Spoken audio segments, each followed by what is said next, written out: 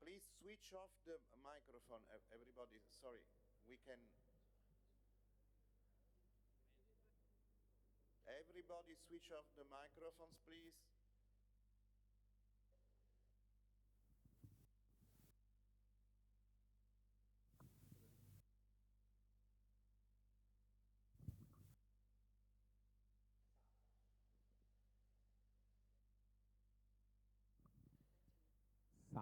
Okay. Sorry, I will start again. That cannot be happen that in an AI panel. Moved by a deep desire for a future with humans, shaping society and decision, we, an independent roundtable composed of experts, technology leaders, thought leaders, and scholars from many different nations, background and faith, make the following appeal for a future where AI must be developed responsibly by and for the people. I jump to the principle. In this spirit of fraternity, hope, and caution, we call upon your leadership by uphold the following principle and red lines to foster dialogue and reflection on how AI can best serve our entire human family. Human life and dignity. AI must never be deployed or used in a way that threaten, diminish, or disqualifying human life, dignity, or fundamental rights. Human intelligence, our capacity for wisdom, moral reasoning, and orientation toward truth and beauty must never be devalued by artificial processing, however sophisticated. AI must be used as a tool, not an authority. AI must remain under human control. Building uncontrollable system or over-delegating decision in a morally unacceptable and must be legally prohibited. Therefore, deployment of superintelligence, as mentioned above, AI technology should not be allowed until there is broad scientific consensus that will be done safely and controllably, and there is clear and broad public consent. Accountability. Only humans have moral and legal agency, and AI systems are and must remain legal objects, never subjects.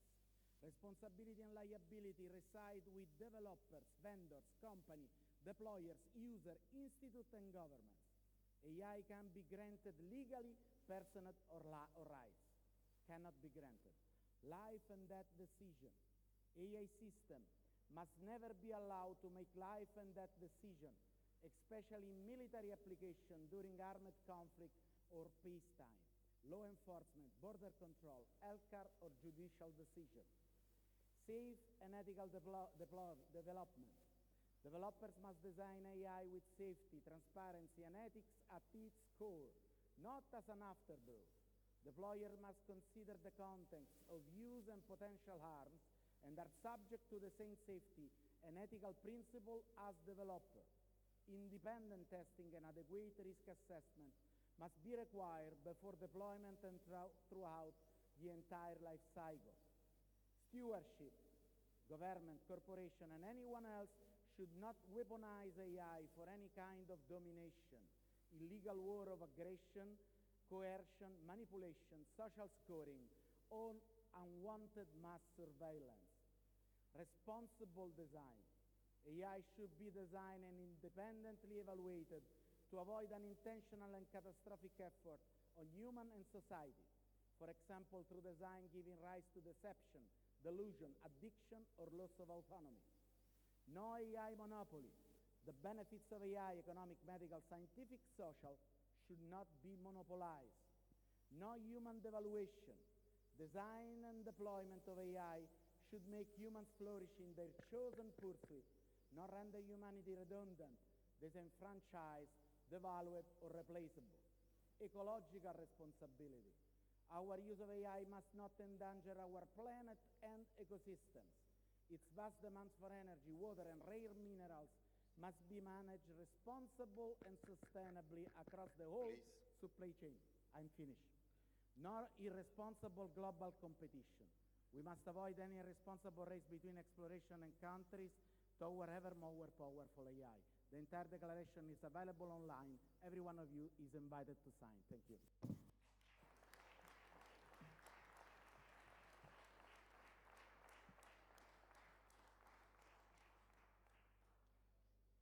Fabrizio De Fusco, coordinator of the Roundtable on Labor.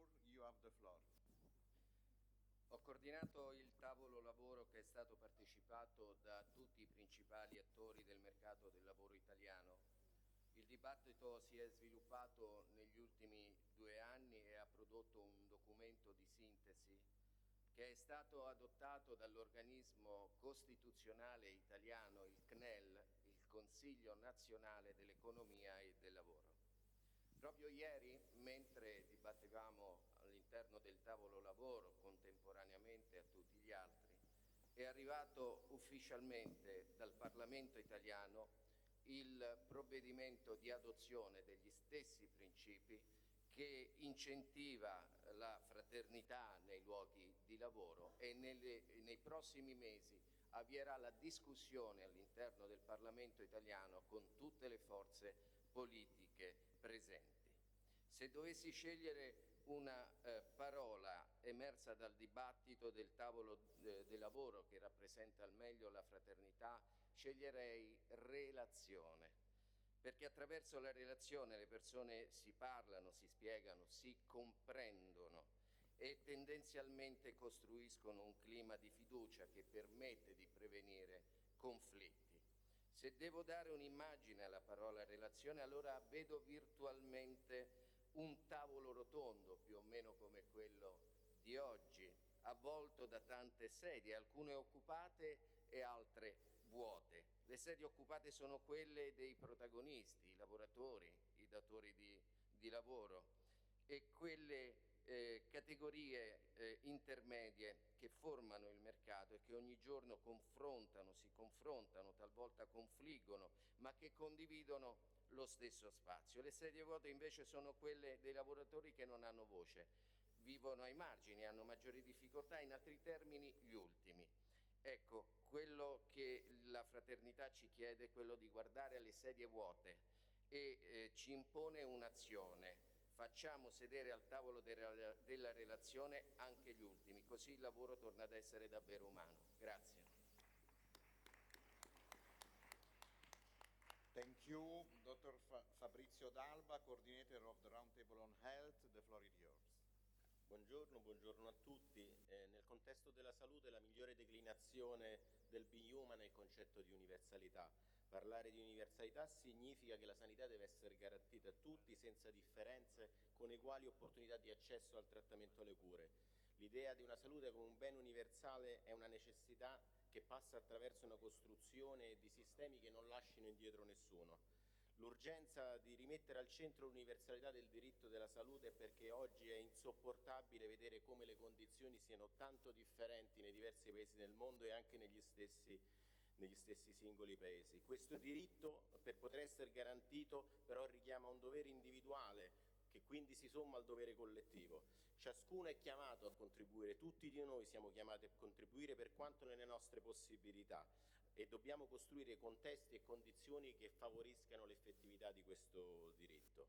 Per poter solo pensare a un diritto della salute come universale, sappiamo che è un obiettivo molto alto, c'è una necessità, bisogna creare alleanze, bisogna lavorare in una logica di un'alleanza planetaria. Ecco, il da fare è creare queste alleanze. C'è necessità di alleanze tra Stati che attraverso politiche di cooperazione e sostegno allarghino la possibilità di questo diritto. Alleanze professionali fondate sulla condivisione di conoscenze, di percorsi di formazione che consentano ai professionisti sanitari di tutto il mondo di crescere in maniera uniforme. Alleanze tra tutti gli attori sociali, gli stati, le istituzioni, il mondo dell'impresa, l'industria e la comunicazione. E poi c'è una necessità di una grande alleanza della società civile, attraverso una partecipazione di fondazioni, associazioni, comunità e organizzazioni che portino valore in questa prospettiva. Le disuguaglianze globali rendono ormai imprescindibile la costruzione di queste alleanze, di queste solidarietà. Qui l'idea di alleanza per noi trova la sua radice nel concetto di fraternità, non solo un accordo strategico tra le parti, a volte diamo questa accezione al termine alleanza, ma riconoscersi come parte della stessa umanità, legata da un destino comune, essere fratelli. Nel nostro contesto della salute c'è un pezzo di più. Curare significa aver cura Da qui questo è un monito per tutti noi, per questo noi dobbiamo stimolare le alleanze tra le persone, di chi vive nella malattia e chi gli sta intorno, chi incrocia quelle persone, quelle fatiche, quelle sofferenze. E questo richiede che cosa? Che si radichi sempre più in tutte le comunità il concetto dell'umano. Come tavolo, per chiudere, i prossimi step saranno lavorare su queste alleanze nelle declinazioni che ho dato, anche attraverso una collaborazione con gli altri tavoli del meeting. Grazie. Thank you, Alberto Bassani, coordinator of the Table on Sport.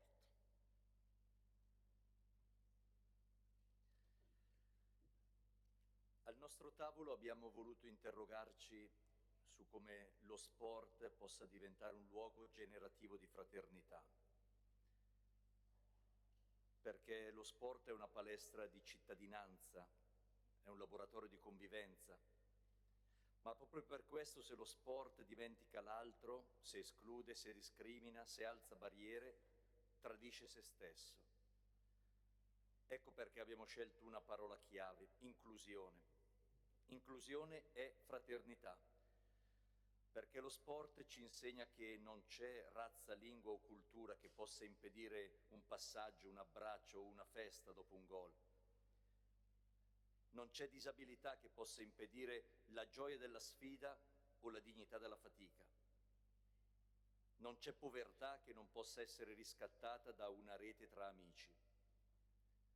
Inclusione quindi è dire no al razzismo, sempre, senza compromessi, è dire sì alla diversità, ma non come tolleranza, ma come ricchezza che ci completa. Inclusione è dire che lo sport è per tutti, davvero per tutti. Ma inclusione non è un gesto buonista o paternalista, è il riconoscimento della verità più profonda dello sport, della vita, e per chi crede della fede, che non siamo mai soli. È la logica dell'incontro, come ha suggerito il Cardinal Gambetti qualche minuto fa. E la vittoria più bella è quella che si costruisce insieme. Lo sport può essere quindi un ponte quando tutto il resto divide. Perciò oggi proponiamo un impegno, un segno simbolico, un luogo, una casa che rappresenti il valore di sport e fraternità, per dare visibilità e vita a questo valore, perché la fraternità non è un'utopia, ma è una partita da giocare insieme. Grazie. Thank you. Now Sandra Sarti from the non-profit sector roundtable. Buongiorno a tutti e a tutti, ed è veramente un privilegio far parte di questo fiume di energia e di voglia di creare un futuro ricco di umanità. Partendo dalla dichiarazione di fraternità del 10 giugno 2023, con cui veniva sollecitato uno sforzo per la creazione di un Ministero per la pace, il nostro tavolo degli enti del terzo settore, ha coniugato la costruzione di una istituzione per la pace con dei progetti di cooperazione sociale. Il filo rosso che ha legato questo percorso è stata la ricchezza di senso espressa da due parole simbolo, quali dignità e alleanza. Abbiamo sostenuto la creazione di una istituzione per la pace perché è umano costruire legami attraverso l'alleanza, quale segno antropologico, biblico e politico di un patto di fiducia, ma è anche umano educare alla pace e formare alla pace attraverso il riconoscimento della dignità dell'altro, delle cui fragilità occorre farsi carico.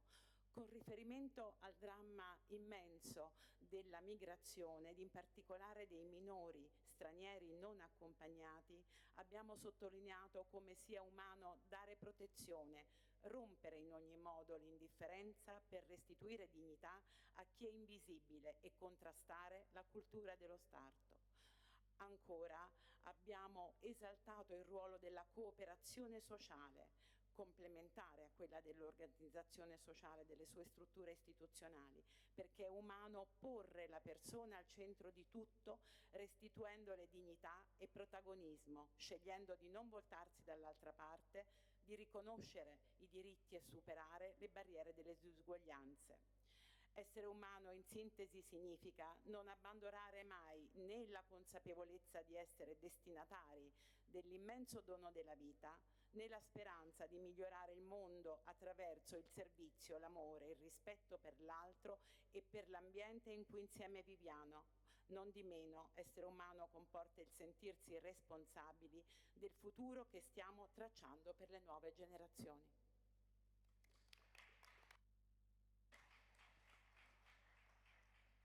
Abbiamo ascoltato questo primo gruppo di interventi provenienti soprattutto dai tavoli. Lasciamo adesso un minuto di silenzio per rivedere gli appunti e cogliere la parola che ci ha colpito più profondamente, che cosa ci interpella per la costruzione di un mondo più fraterno, e ce lo sottolineiamo in modo di raccogliere progressivamente i frutti di questa conversazione. Quindi un minuto di silenzio, di ascolto interiore.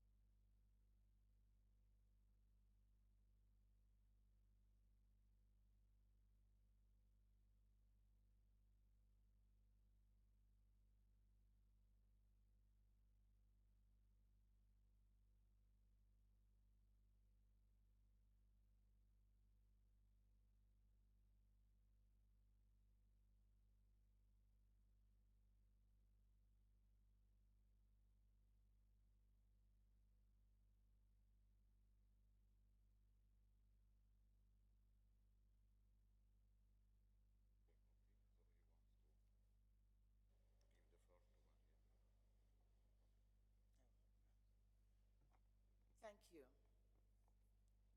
Every word which was expressed here, every aspiration which has been sent out to the universe comes back to each one of us.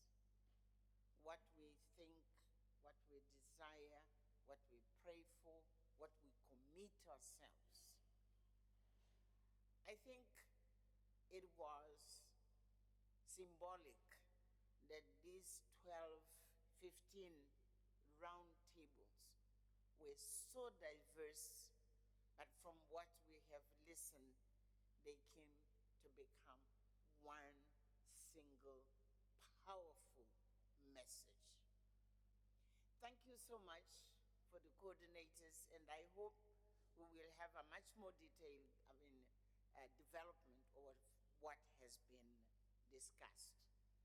Now we are going to move to another chapter of our morning, which is statements by Nobel laureates and laureates and non-laureates who are eminent to give us their reflections and also, of course, to share with us what is the leadership. We call them the heroes of our time. I will ask Enzo again to be giving the floor to each one of the laureates first, and then to other leaders who are sitting around this table. Thank you. Thank you so much. I will give the floor to Maria Ressa. Thank you, thank you. It's been wonderful to listen to the roundtable discussions. I think it's ironic that we're sitting here. We were just pointing out that the mural feels like the world today. Anyway, the biggest battle we face is impunity, and it leads to our dehumanization. And the impunity is in both the physical world, where you have wars going on, and you've heard them from Ukraine to Gaza to the attack in Yemen on the schoolhouse, on the journalists in Yemen, and in the virtual world, our minds, our emotions, insidiously manipulated in surveillance capitalism for profit.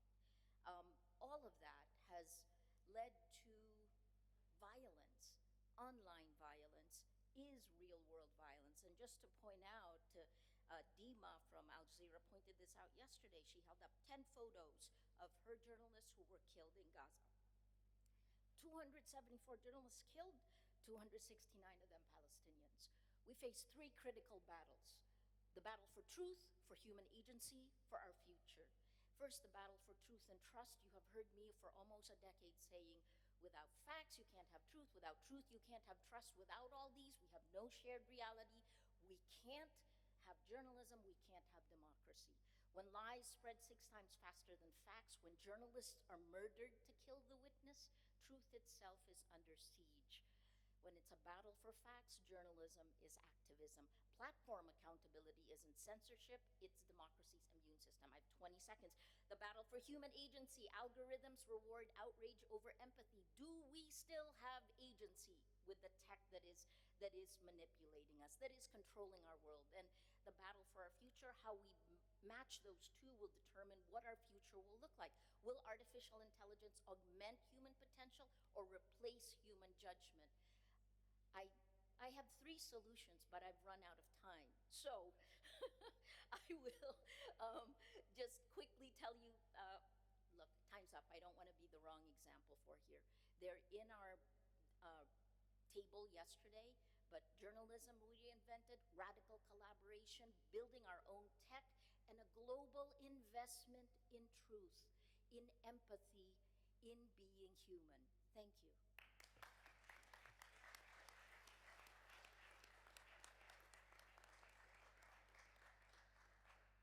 Thank you, Maria. I will give the floor to Leigh McBowie, Nobel Peace Prize 2011.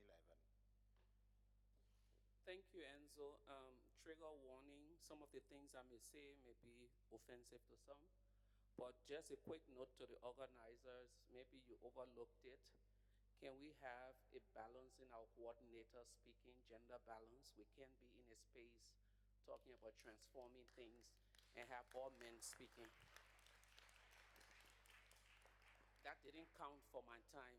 So 20 years ago, I went to a meeting, and General Festus Okonkwo put up a picture. And that meeting was asking peacekeepers to go outside of their line of duty to protect women. Festus Okonkwo put up a picture from Liberia, my country. And in this picture, there was this woman who was a local activist who had been killed.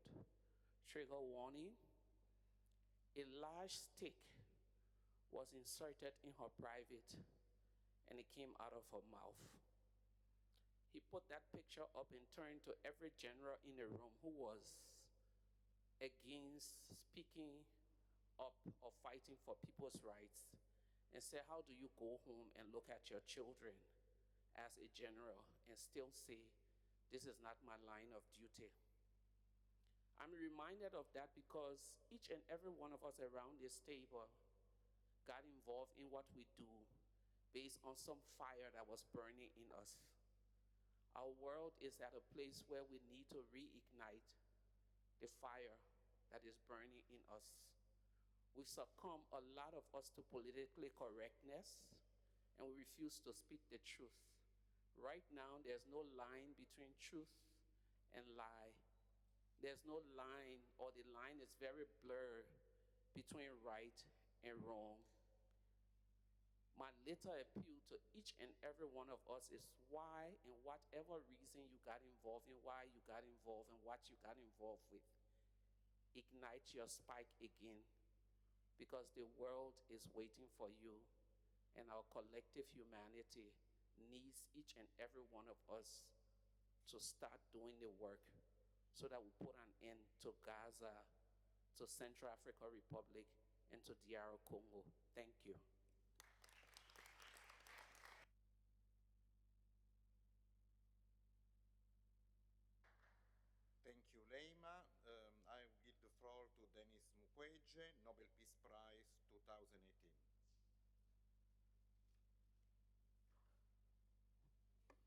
you, Enzo. We gather at the time when our world stands at a crossroads. International law and human rights are under attack, and multilateralism is being questioned.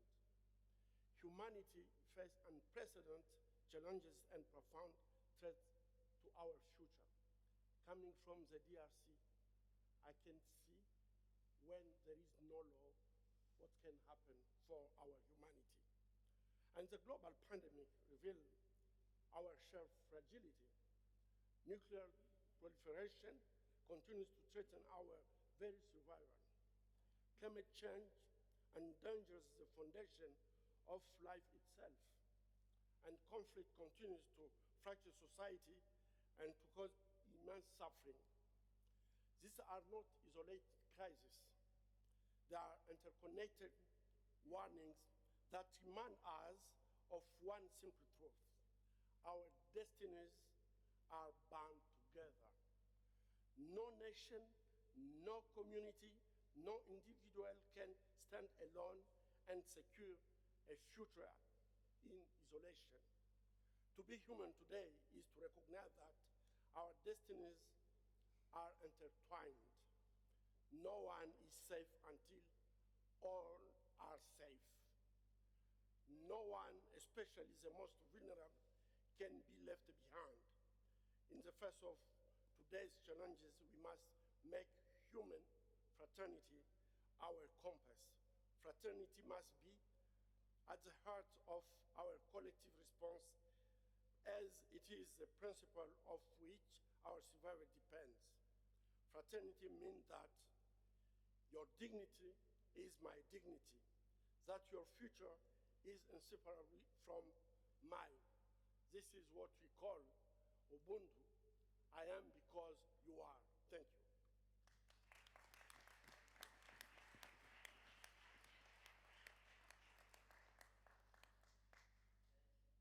Thank you so much.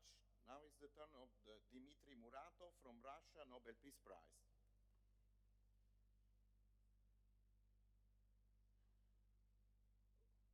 В итоговый документ предлагаю несколько тезисов.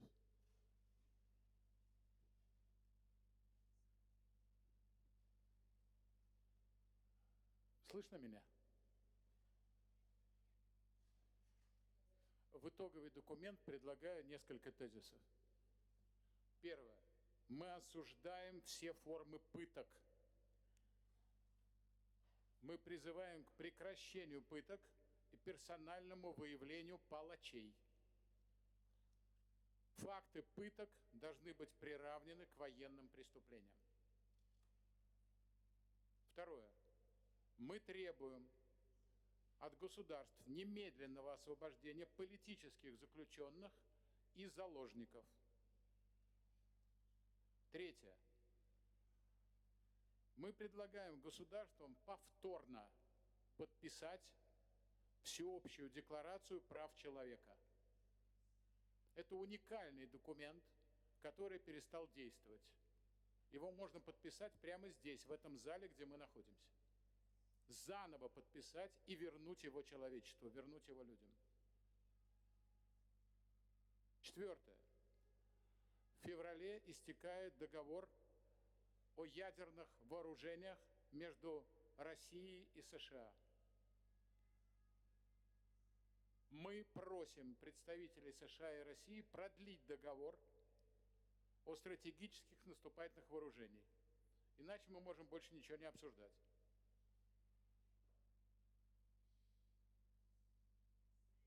И последнее.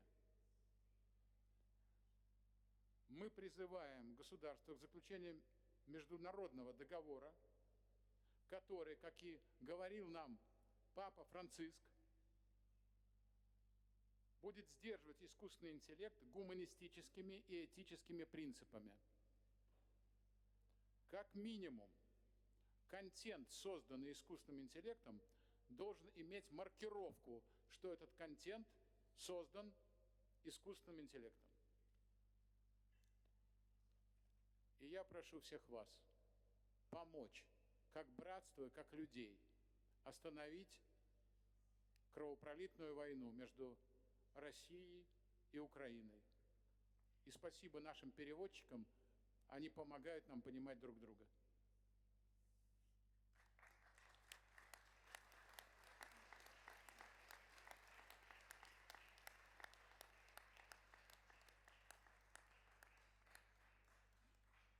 Thank you very much.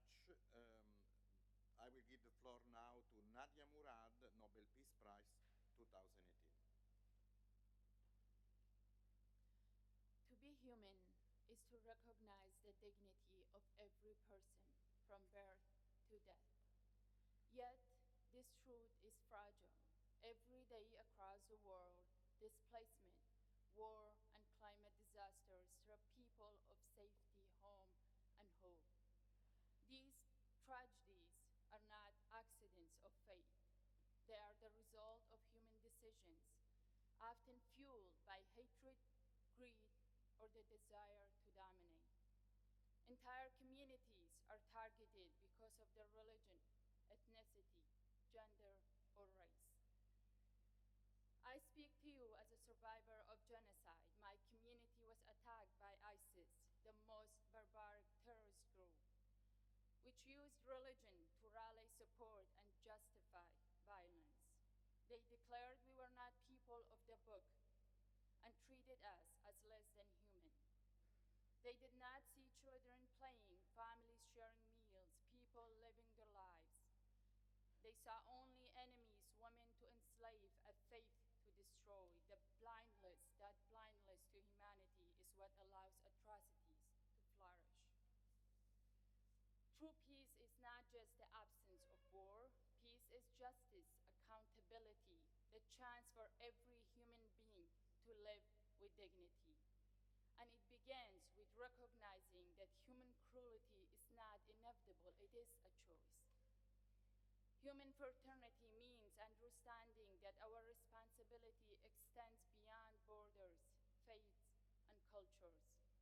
When survivors are supported, when communities destroyed by conflicts are rebuilt, when justice is delivered, we restore humanity itself. Religion should never be a weapon. Faith should unite, not justify destruction. When faith is misused, humanity itself is betrayed. Today, I ask each of us to act. Stand with survivors, not only with words, but with resources to heal and rebuild. Invest in education that teaches empathy and prevents hatred. Ensure justice so those who commit crimes against humanity cannot continue with impunity. The world we leave to the next generation depends on the choices we make right now. Humanity can choose fraternity over division, justice over impunity, dignity over indifference. Thank you.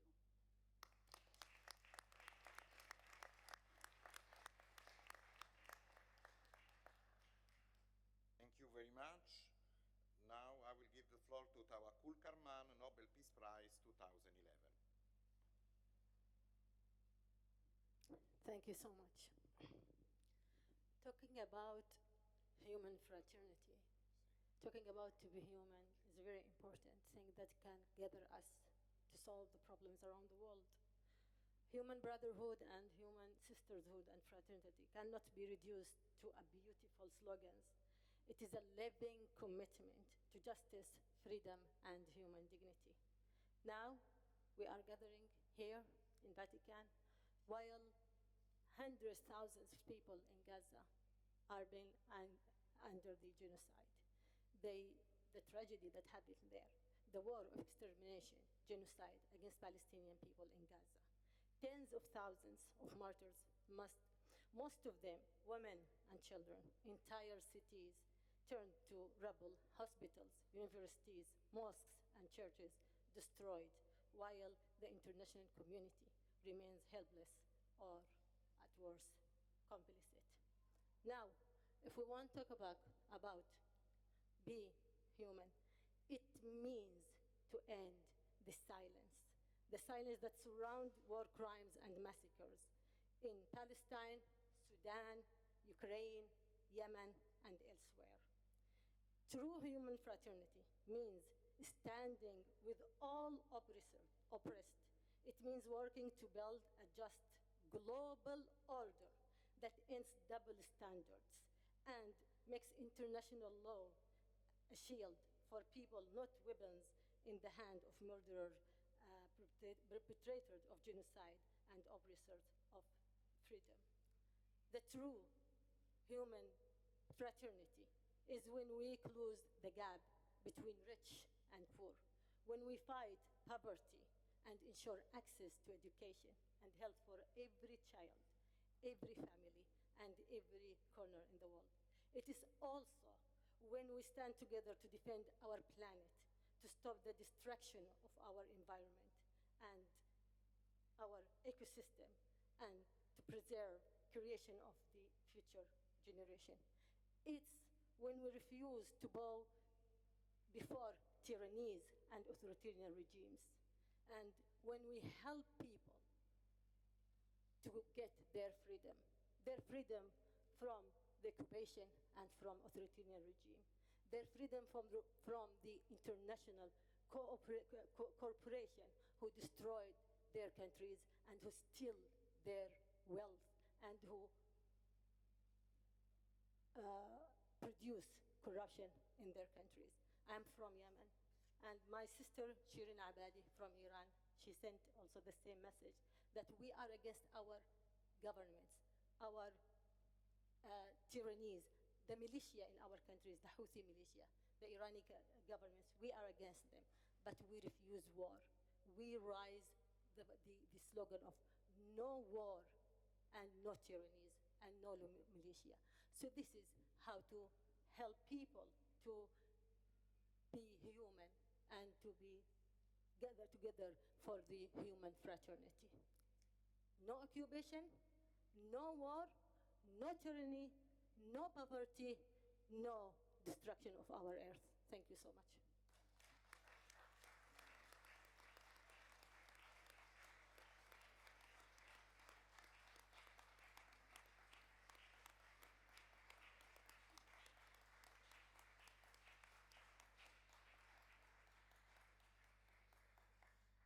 Thank you, Tawakkul.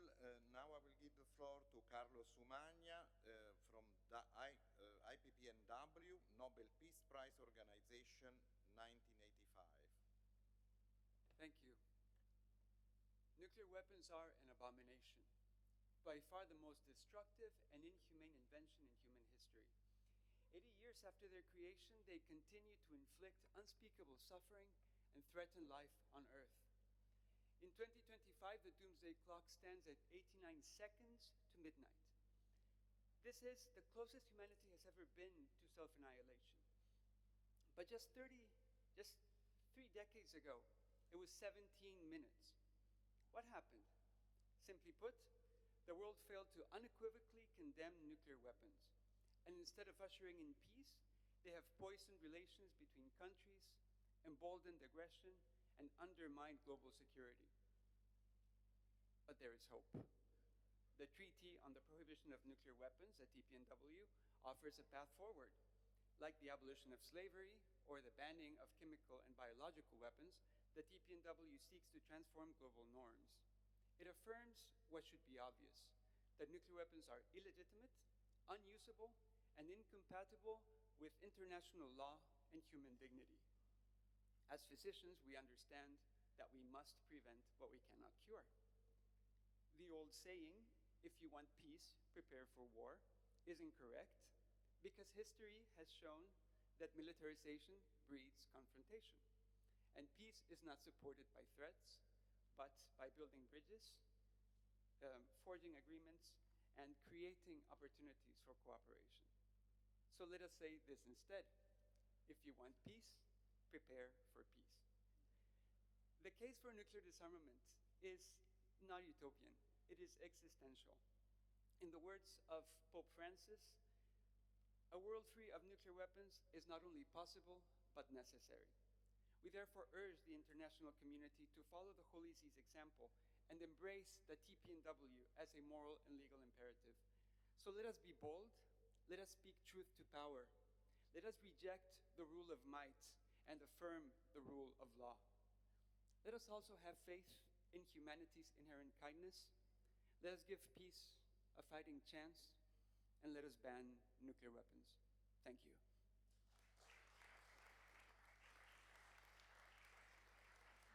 Thank you. I will give the floor to Jacek Bilika, that is Chief of Cabinet of International Atomic Energy Agency, Nobel Peace Prize 2005. Thank you very much. I want to continue where my neighbor ended. That is, if you want peace, prepare for peace. But we need not only to prepare for peace, we need to work for peace. So if you want peace, work for peace. And the tool to work for peace is diplomacy. I'd like to highlight the importance of diplomacy as a tool of peace, and a particular kind of diplomacy, disarmament diplomacy. It is confusing, it is specialized, it is sometimes technical. I know it sounds like alphabet soup of abbreviations, OPCW, IAEA, CWC, and so on. There are bodies which are difficult to understand, why there is a UN Disarmament Commission and a separate conference on disarmament, for example.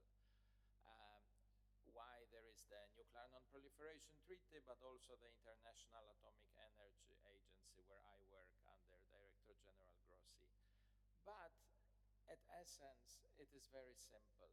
First of all, we are working to prevent war.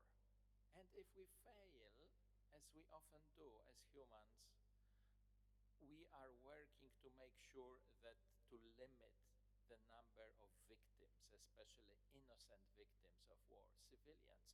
That's why there are legal instruments, for example, to prohibit weapons of mass destruction, Chemical Weapons Convention of OPCW. And then if we fail, as we often do as humans, at least to avoid the suffering of the victims. And there are also legal instruments, some of which were mentioned in this discussion. So please give diplomacy a chance. Thank you.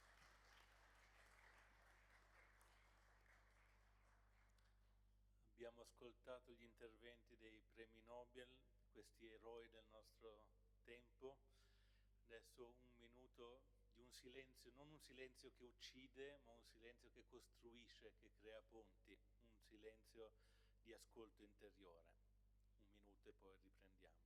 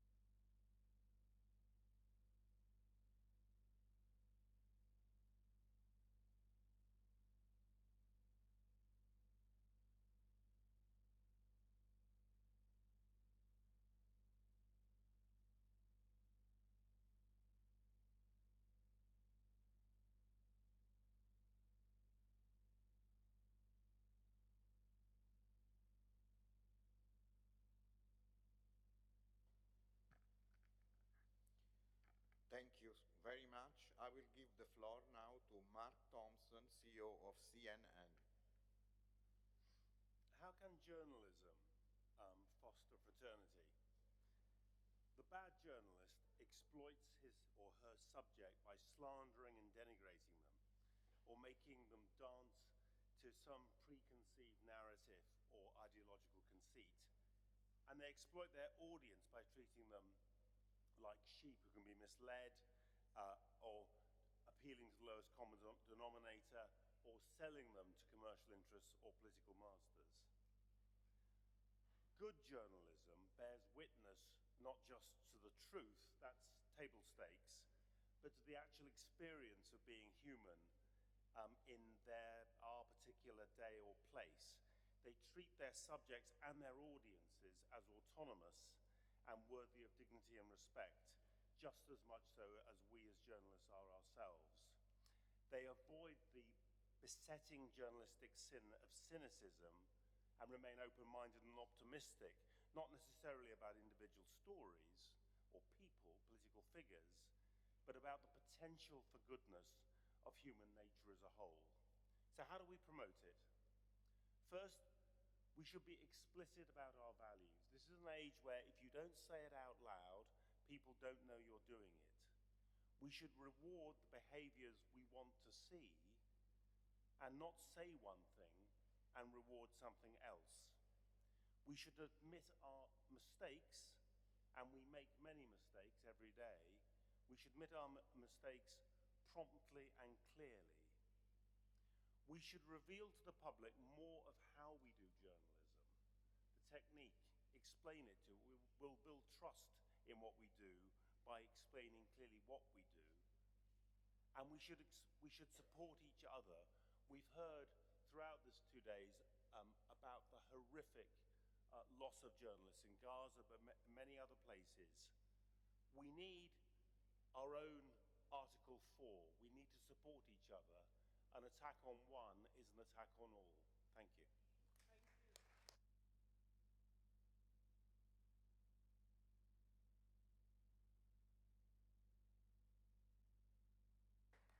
Thank you very much, Sir Ronald Cohen, Chairman of the Global Steering Group for Impact Investment. The floor is yours. Thank you. The question in my mind is, how do we turn the inspiring comments of the last 2 days into action? The answer is, so long as they remain ideas floating above our economic system, we will unfortunately, as we've witnessed over many decades, achieve very little. Talking of brotherhood is different from incentivizing brotherhood. To incentivize brotherhood, we have to shift our economies away from just making money at a given level of risk to making money and delivering solutions to our social gaps and to our environmental challenges. Fortunately for us, for 25 years now, the tools and the disciplines necessary to shift the paradigm of our risk-return economies to risk-return impact exist. Economies which are based on the measurement of impact in monetary terms like profit are now possible. We are able to compare the effect of companies on society and the environment in the same way that we compare their profits. And so I think we need to move from Fratelli tutti to impatto tutti. Each of us, as a consumer, as a business leader, as an investor, as a government official, as a philanthropist, has a role to play in shifting the paradigm. The good news is the transition is well underway. Trillions of dollars are flowing to improve lives as well as the planet.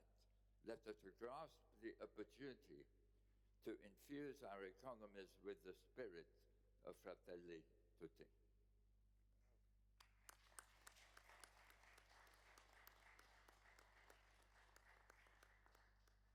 Thank you. I will give the floor to Sanya Nishtar, CEO of Gavi, the Global Vaccine Alliance.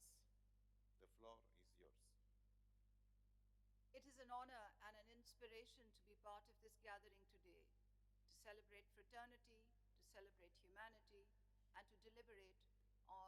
what it means to be human. These values mean deeply for Gavi, the Vaccine Alliance, which vaccinates 6 out of 10 children in the world.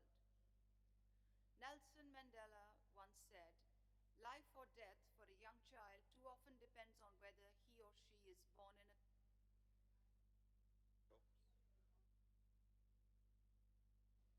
That was an injustice he could not tolerate then, and we should not tolerate that injustice today. The fights against injustice cannot take place in silence. The journalism of fraternity has been absolutely central to improving the lives of the most vulnerable amongst us. At Gavi, we have been able to help to halve child mortality in low-income countries because journalists were able to shine a light on the suffering. A journalism of fraternity is a journalism that gives a voice to the most marginalized and that holds power to account. In this respect, I hold journalism to be as important in the public policy sphere as the executive, the legislature, and the judicial pillars of the state. I saw this clearly as a minister in Pakistan, and it was by working with journalists and by telling those stories of injustice that I could secure the support to institute a nationwide welfare program which reached out to 15 million families. Today, as CEO of Gavi, I see the importance of a journalism of fraternity more than ever. Real people speaking from their own lived experiences are so often the most eloquent envoys for justice and equity. At Gavi, we strive to give these voices a platform. It is our privilege and in many senses a solemn duty to support the journalists who help tell these stories and to hold power, including our institutional power, to account. Because fraternity thrives when we share our hopes and fears with each other, when we are transparent with each other, when we reveal our shared humanity. Over the past 50 years, vaccines have changed the world and have saved more than 150 million lives. I repeat, 150 million lives, that is the truth. It is also true that any and every reduction in vaccine coverage will and does cost lives. Any journalism that gives voice to these truths and which can help our fellow citizens make a truly informed choice about their health and about the health of their children, that is a form of journalism that can lay rightful claim to being the journalism of fraternity. I thank you.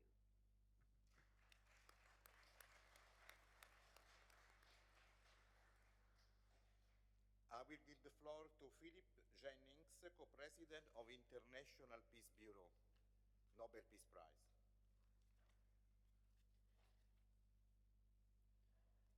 Thank you very much. My message today reflects my life with the Nobel laureate, the International Peace Bureau, and as a global trade union leader. Yesterday, the Pope asked us, sisters and brothers, where are you? I can say from the peace and the labor movement that we are being human, that we are organizing, negotiating, mobilizing, and taking action to improve the state of the world and of mankind, a struggle which is ceaseless. We never give up. We fight against the odds for the common good. To be human is to be union. To be human is to be part of the peace movement. It will also be human for this gathering to protest those measures to crush us and silence us, to disinvite us, to disenfranchise us, and to disintegrate us. We need your voice and support. This new era is a living nightmare for many. This new era must not become the new status quo. Let us take the inspirational flames and not the ashes of the past. I agree with so many terms that have been used here today, but I want to put in collective voice and stronger together. And to all my friends on the other side of the table, for business responsibility with binding socially responsible standards. For us, there is no social justice without peace. 3 quick suggestions. Number 1, The Global Human Charter must include a global social contract. And for your consideration, the Rerum Novarum of 1891 sowed the seeds of a new social contract. We should consider a Rerum Novarum for today's world, which is so rooted in injustice and power imbalances. I would be happy to bring the world's labor movement to this table, and we will make it our daily responsibility to be human in our work. From our peace work, to use the language and practice of common security. Where no nation can achieve human security at another's expense, you require dialogue, binding treaties, institutions for peace, disarmament, a world free of nuclear weapons, and limits to military spending. I'm finishing. Climate justice as a pillar of peace and humanity. We can show and demonstrate that another world is possible. It is not a time for silence. As the old song went, there could be trouble ahead if we do nothing. So we will face the music, and we will dance to our music of dignity, togetherness, solidarity, and will I am, forgive me, we need your artistic and compositional skills to bring us the music of solidarity and fraternity. Things can be done. When I left here 3 years ago, I had a coffee conversation, and we remembered Nelson Mandela concert. We remembered Live Aid. We've begun an initiative for live peace. The first concert is in Annecy. We thought hundreds would turn up. There will be 10,000, and live peace concerts in 44 cities around the world. Please support this initiative. Thank you.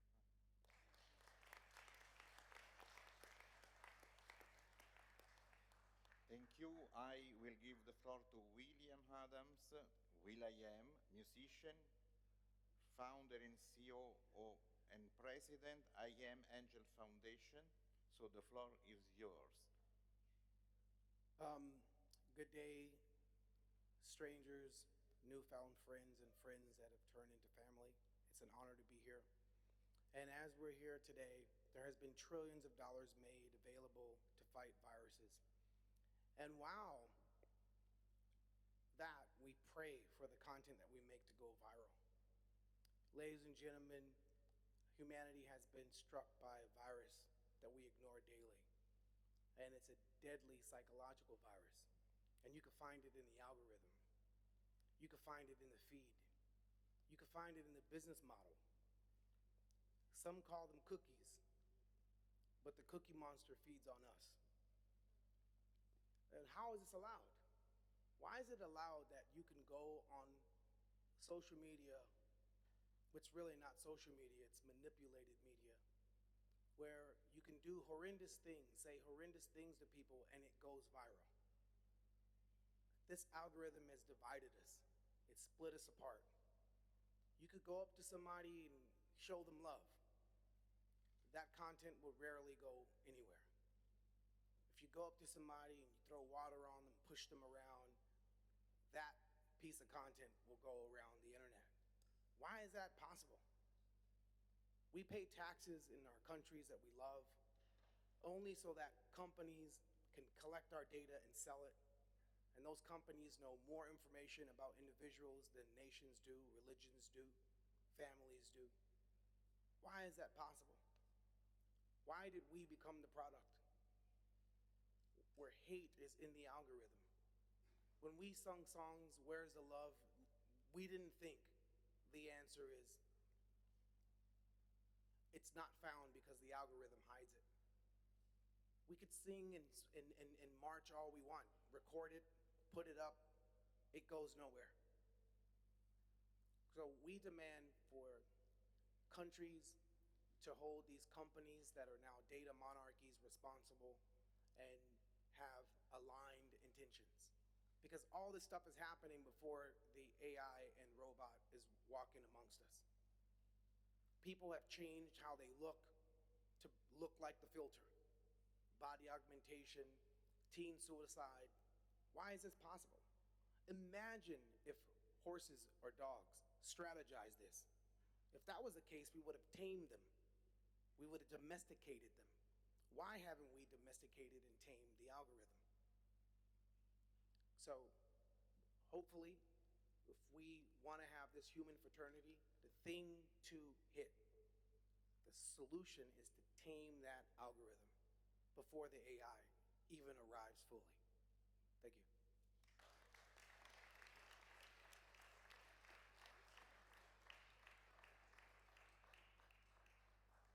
Thank you very much. I will give the floor to Enrico Giovannini, co-founder and scientific director of the Italian Alliance for Sustainable Development.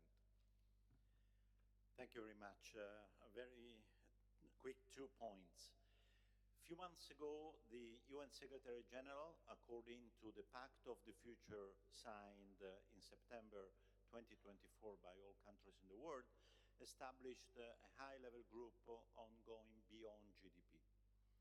Finally, after so many years of discussions, we were charged of making recommendations by the end of the year or beginning of next year that should go to the UN General Assembly.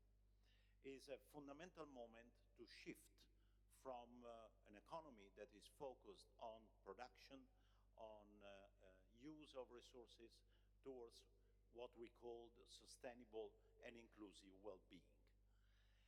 My recommendation is that this Assembly and the Foundation writes to the Secretary General or to the group, proposing to include fraternity in the concept of well-being that we are working on, and also eventually to ask the UN Statistical Commission to launch a UN-led project on measuring fraternity around the world. The second point is a sign of hope. Italy changed its constitution in 2022, including in the fundamental principles the protection of environment, ecosystem, and biodiversity, also in the interest of future generations. We established in our constitution the intergenerational equity principle that is exactly a way to implement fraternity, not only among us, but also with future generations. And now we are trying to pass a law that will oblige governments to test all new legislations against intergenerational equity. I think that, again, this is a part of the Declaration on Future Generations agreed by the UN in September.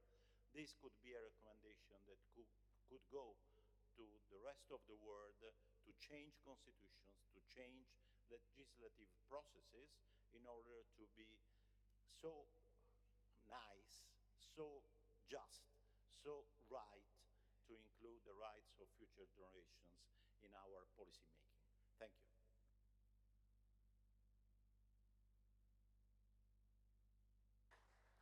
I will give the floor to Professor Giovanni Azzone, President of Cariplo Foundation. Sì, grazie molte di tutti gli stimoli. Io ho ragionato su cosa mi porto a casa sostanzialmente per la mia comunità da questo insieme di stimoli.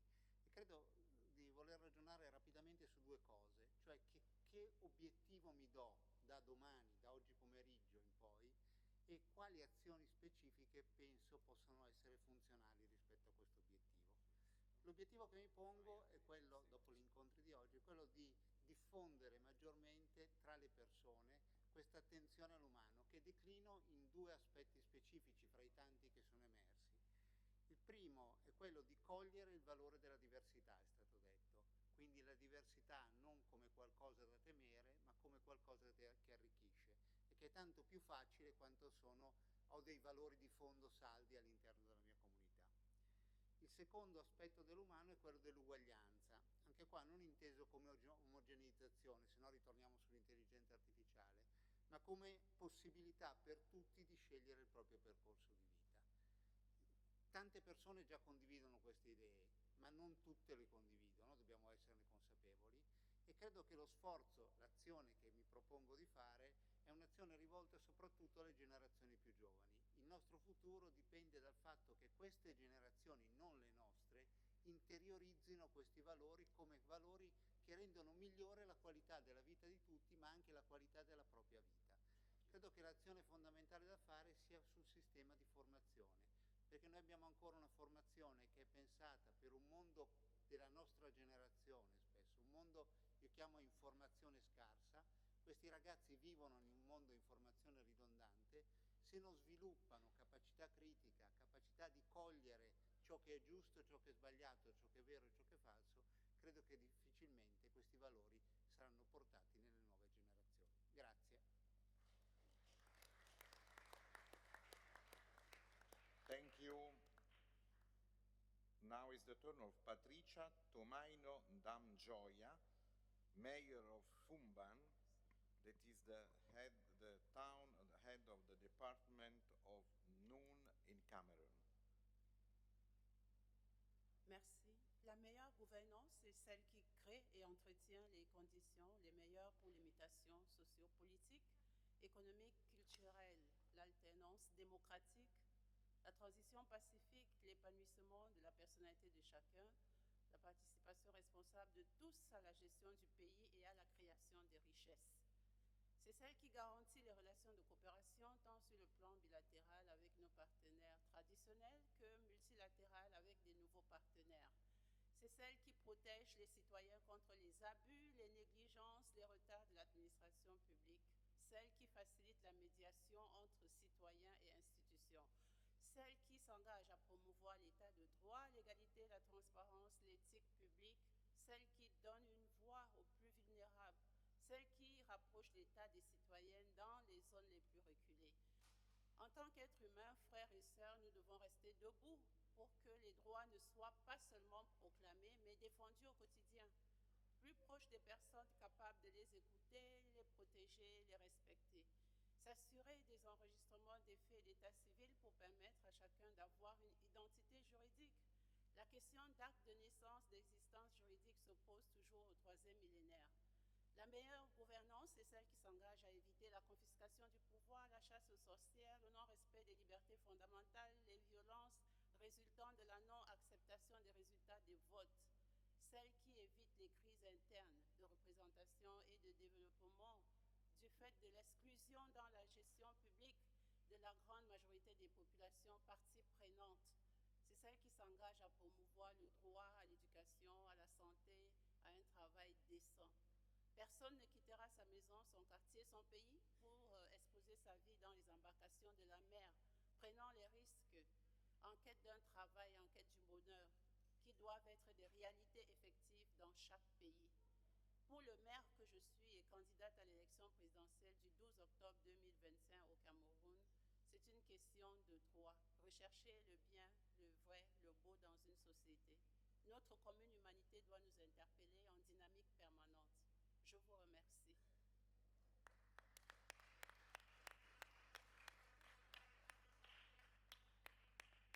I'm giving the floor to Miguel Benazayán, philosopher and psychanalyst. Buenos días. Agradezco esta invitación que continúa, la invitación que había hecho el Papa Francisco, mi compatriota, para que yo pueda aprovechar esta asamblea para hacer una especie de llamado. Yo trabajo como investigador en la interfaz entre el cerebro y las máquinas digitales. Y nosotros constatamos de hace un buen tiempo la falta absoluta de prudencia en el desarrollo, en la colonización, debido a la delegación de funciones cerebrales, sociales, económicas, hacia el todo algorítmico. Por supuesto que como investigador yo no soy para nada tecnófobo, no se trata de tecnófobo o tecnófilo, se trata de darnos cuenta que estamos frente al desarrollo de una potencia tecnológica enorme que no sabemos ni amaestrar, como decía el colega con respecto a un perro, ni tampoco sabemos cómo hacer para hibridarnos de una manera positiva. Es fundamental que nosotros empecemos a tomar conciencia que esta gestión contable de la vida y del mundo es incompatible, si nos domina, con la vida misma del ser humano y la vida en general. Ustedes saben la noticia que cayó hace 2 días, que en la República de Albania se ha nombrado una ministra contra la corrupción, que es una inteligencia artificial. Todos los prejuicios más tontos y peligrosos están ahí.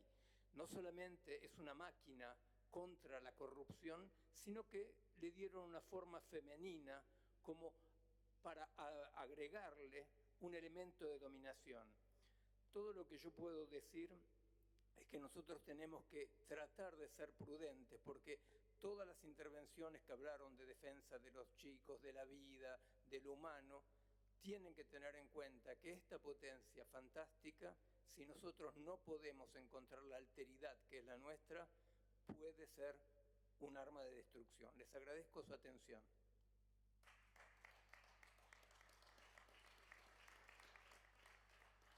Thank you. Now is the turn of Massimiliano Marianelli, Director of Philosophy Department of University of Perugia.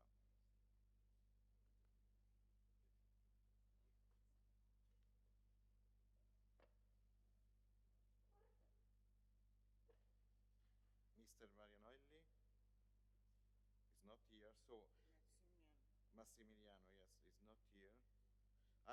I will give the floor to Aruna Gujral, Director General of ICROM. Thank you very much. Sua Eminenza Cardinale Gambetti, Your Excellencies, esteemed colleagues, brothers and sisters of the Human Assembly. At ICROM, we dedicate our work to the mission of preserving the world's cultural heritage. Yet, today, we are reminded of something even more profound. We, human beings, are heritage ourselves. Each of us carries identity, memories, values, and traditions. Being human in itself is cultural heritage. We are precious, unique, and irrepressible. Just as stories and stones, manuscripts tell us the civilizations, our lives, our choices, and our relationship tell the story of humanity. And like the monuments we conserve, humanity too can suffer from erosion, erosion of dignity, of justice, of solidarity. Wars, poverty, exclusion, and indifference are forces as destructive to the human spirit as fire, flood, or earthquake are to cultural treasures. But just as heritage can be restored, humanity can be renewed. When we choose fraternity over fear, peace over violence, and the common good over self-interest. Our shared responsibility then is to preserve the heritage of humanity itself. We must care for each human being as we would care for a precious manuscript. We must protect human dignity as we protect ancient walls from crumbling. We must transmit values of justice, compassion, and solidarity as we carefully as we transmit traditions, languages, and crafts. Cultural heritage teaches us resilience. It teaches us that from ruins can rise hope, that memory can overcome oblivion, and that what we choose to protect today will shape the horizon of hope of tomorrow. Let us therefore act united so that humanity, which is our most precious shared heritage, can continue to inspire future generations to live in harmony, dignity, and peace. Safeguarding humanity is preserving the greatest good we inherit from the past and we pass to the future, the humankind. Further ruin humanity is no longer an option. I thank you.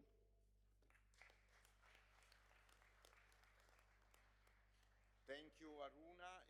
I will give the floor to Jay Wallace, President and Executive Editor of Fox News Media.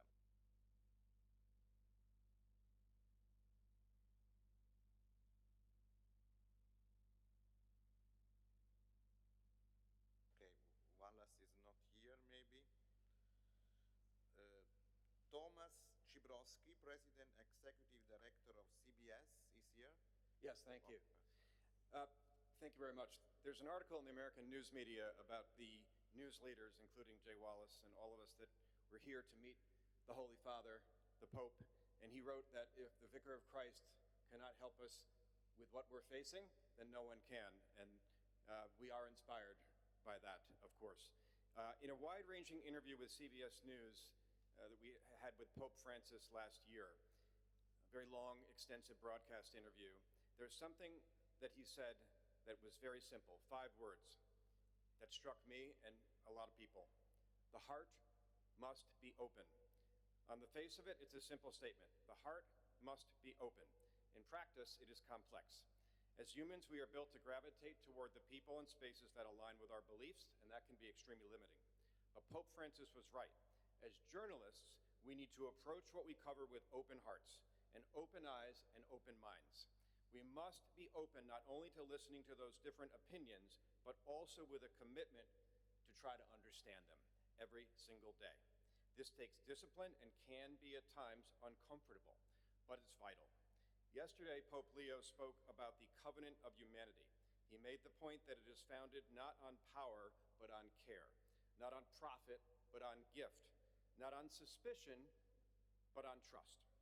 We work across many areas in this room, but I think that is a lesson we can all put into action in our different ways. Your Eminence, you said that we have the gift of each other, so thank you for that.